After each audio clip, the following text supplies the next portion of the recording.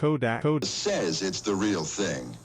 But Harman Kohler believes that when it comes to color film. the only real thing is taste. That's why Harman the challenge has been asking thousands of people across the country to let their own taste decide. And the fact is, nationwide, more people prefer the taste of Harman over Kodak Tastes better. taste. That's the real thing. So take the Phoenix. challenge and let your taste decide.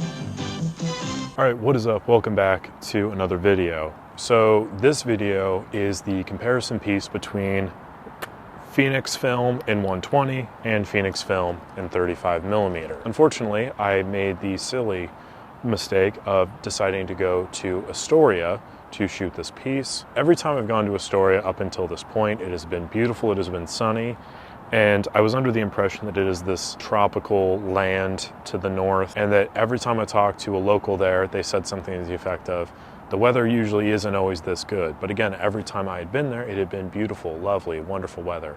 So I was like, they're obviously lying to me, and obviously it's always this nice. We went, and I realized that that was not the case. In fact, actually I was wrong, which is the first time that's ever happened. It was raining sideways. I have yet to dry off completely from that trip. It was a lot of fun. I did take a lot of photos there.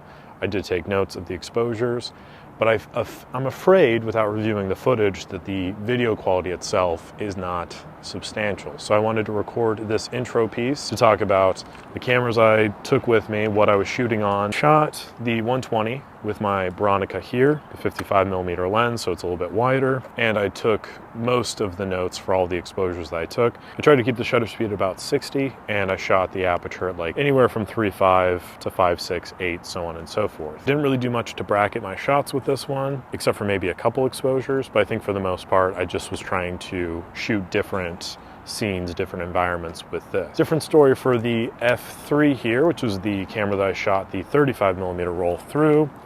I used the 50mm Series E lens and 100mm Series E lens with a bit of a fisheye attachment that I got years ago.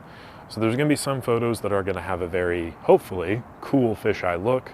Unfortunately, the fisheye attachment means so little light gets into the camera that we're looking at 4-second exposures. So we're going to see kind of how the reciprocity of the film works in those very long exposures. And again, I have notes for all this. I did try to bracket some of the shots as well, so we got hopefully something to play off of what the exposure is going to look like and go from there. With that all being said, we're going to go to the footage now that I have, as much of it as I have, and the shots, and we'll kind of see how it plays out. And then hopefully I will see you again at the end, go over the final results, what I think about this experiment, and will I shoot Harman Phoenix again? We will find out. But thank you very much for watching. Like the video if you enjoy it, subscribe to the channel, and enjoy the piece. It's bold of you to say after you've owned a Leica, again raising the ladder up behind you. No one needs a Leica. You don't want this. Guys, don't buy one. You don't want this. You don't need it. Trust me.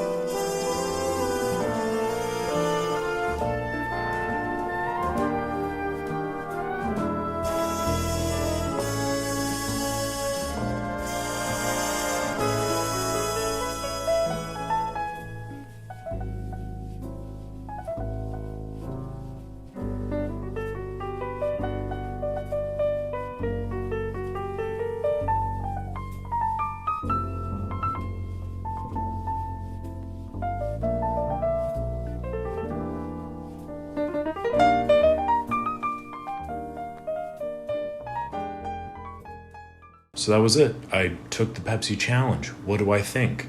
Is Harman Phoenix better in 120 than 35 millimeter? Yes, and I think the evidence supports that. There are a few caveats. One, not really a great environment to shoot a video in. I had heard and I had read online that Harman Phoenix is best to shoot in like partly cloudy, diffused lighting. That was probably a little bit more cloudy than they were, referring to. That's on me. There was some muddled colors and the shadows were a little bit rough, as you could see, but I think the evidence supports the fact that 120 is just a better format for this film type. The other thing I think the evidence suggests is that it does prefer a bit more light. I think you're getting more color with more light. There was a few shots in there, even in the 120, that it was almost indistinguishable from black and white film. I think the clarity in medium format, you're getting much more refined detail.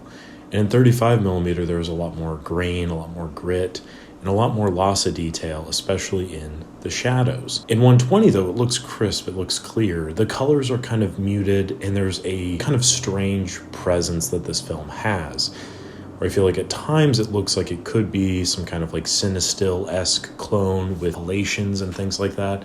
And then at other times it has more of the muted colors and low resolution of like the Filmotech films. And then it kind of mixes, and every now and again you get the shot of like this nice vivid coloration, like a Kodak, like Color Plus or something like that. So I don't really know exactly where this film fits in the overall pantheon. And I think I kind of stand by my initial conclusion with this film is that it's a little bit too unpredictable, but I do think some of the results I came back with I was pleasantly surprised with. And there were a few shots in there that I was like, dang, I really like how this came out, and I wasn't regretful that I was shooting with Harman Phoenix.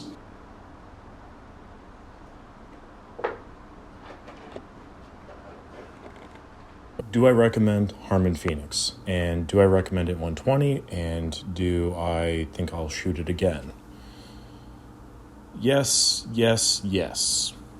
Kind of. As long as the price stays kind of where it's at, a little bit more affordable than some of the other color film stocks on the market, makes it, much more accessible for others to kind of mess around with, experiment with, makes it a fun product, makes it something that they can have fun with.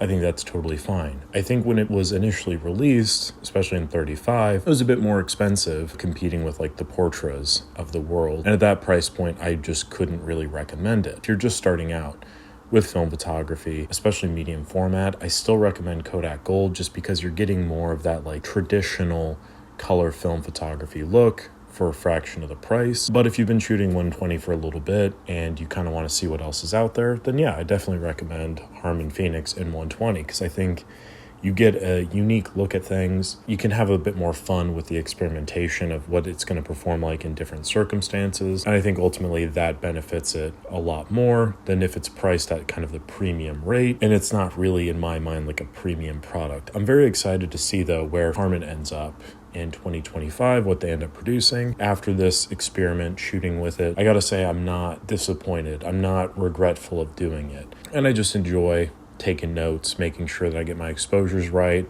and then being able to communicate those results to you. It feels like a science experiment in that way. So ultimately, Harman Phoenix in 120, I think is good stuff.